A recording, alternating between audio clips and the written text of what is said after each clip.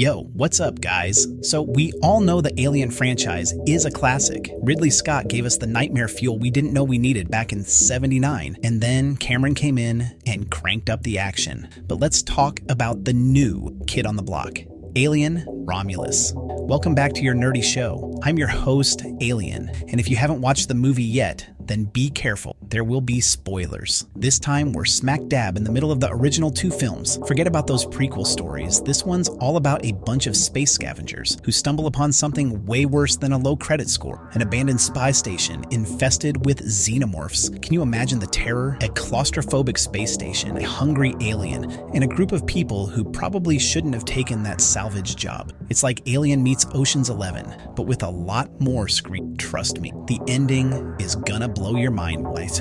We're talking high-octane, edge-of-your-seat action that'll remind you why space is actually the scariest place to be.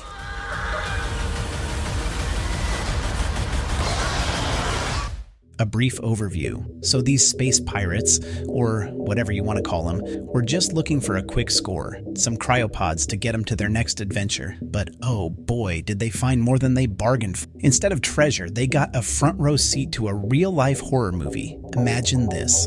They stumble upon this old space station, and it's like a breeding ground for those creepy xenomorphs. It's a total massacre. Their crew gets picked off one by one in the most gruesome ways possible. And to make things even weirder, they find this android, Rook, who's basically Ash 2.0. Turns out, this whole mess is Weyland-Yutani's fault again. They were experimenting with that it's black goo stuff, trying to create some super soldier army or something. But of course it backfires spectacularly. And now we've got these unstoppable alien monsters running around. Can you believe it? They found a cure for all kinds of diseases. But Weyland-Yutani is probably just going to use it to make more money and control even more planets.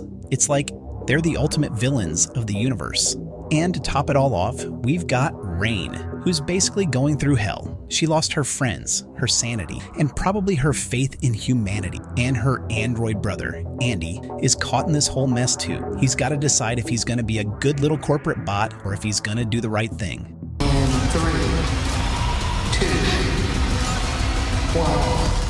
The badass Rain gets angry Rain, and her crew are on a desperate mission to escape a planet overrun by those terrifying xenomorphs. They're inching closer to their ship, hope flickering like a dying star. Suddenly, they stumble upon Kay, their friend, trapped in a tunnel but somehow alive. Big dilemma, right? They have this serum that might save her, but they have no clue what it'll do to her. It's a roll of the dice. And then there's Tyler. Man, that guy was a rock. He sacrificed himself to buy them time. Talk about a hero's death. Andy, their robot buddy, is starting to act weird after a close call with one of those monsters. Rain can't just leave him behind, even though he's not the same Andy she grew up with. So she makes a crazy decision. She's gonna get Kay to safety, but she's taking Andy with her. The woman, she transforms into a total badass. Rain and Andy become this incredible duo, saving each other's lives over and over. She comes up with this brilliant idea to drop the gravity shield, making the aliens float like balloons.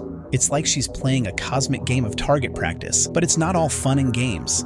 They have to navigate through pools of that nasty alien acid blood. And then he's got this internal conflict. His programming is screaming at him to focus on the vials, ignore Rain, and even kill Kay if she's infected. But something in him, something human, is fighting back. In the end, he chooses Rain. He breaks protocol to save her. Talk about a robot with a heart. So they make it back to Kay, but there's a twist. She's injected herself with the serum, and it's not good. Real bad, actually. The roller coaster of emotions, from horror to hope to heartbreak. And through it all, Rain and Andy are the only ones left standing. It's like they're the last survivors of a dying world, and all they have is each other.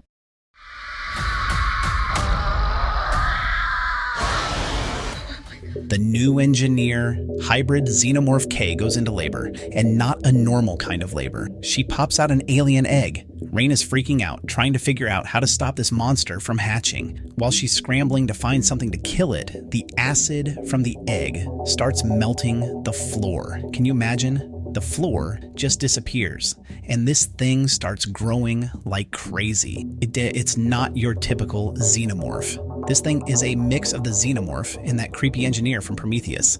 It's tall, scary as hell, and has this weird, baby-like face. It's like a nightmare made real. And the worst part, it eats Kay. Rain becomes a total badass again. She fights this monster in a way that would make Ripley proud. She's smart, she's tough, and she's determined. In the end, she uses the acid from the egg to create this crazy decompression chamber, and they both get sucked into space. But don't worry, Rain is strapped in. She drops this huge container on the monster, crushing it as they fly through the planet's rings. Finally, a moment of peace, or so she thinks. Rook, that slimy corporate guy, wants the alien goo. He's ready to sacrifice everything, including Rain, to get his hands on it. His ship crashes and explodes, taking him and all those monsters with him. Rain is heartbroken, but she's also a survivor. She puts Andy in sleep mode and decides to find a new home on Ivaga 3. Before she goes, she records a message, just in case they don't make it. It's a haunting reminder of what they went through.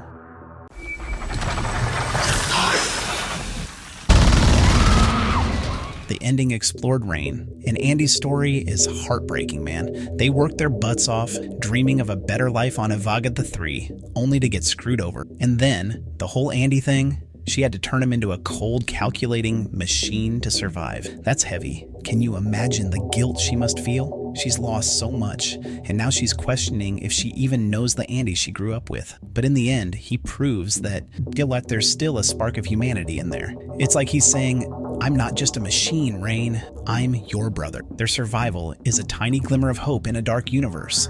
I'm rooting for them to find their new home and rebuild their lives. So this was for today's folks. See you in our next video. Till then, bye-bye and take care. They never let go. No, what the heck, I'll laugh anyway.